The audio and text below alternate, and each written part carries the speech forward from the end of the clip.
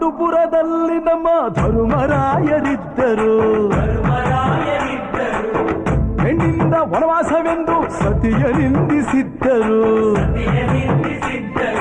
ಅತ್ತಳಮ್ಮ ದ್ರೌಪದಿಯು ಅಮ್ಮ ಅಣ್ಣಮ್ಮ ಎಂದು ಮಾನವತಿ ಹೆಣ್ಣಿಗೊಂದು ಸ್ಥಾನ ಕೊಡುಬಾರೆ ಎಂದು ಸೀರೆ ಉಡಿಸಿ ಬಳೆಯ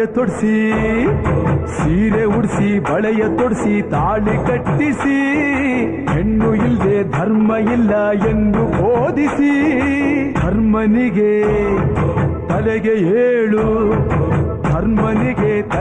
ಏಳು ಮಡಿಕೆ ಕೂರಿಸಿ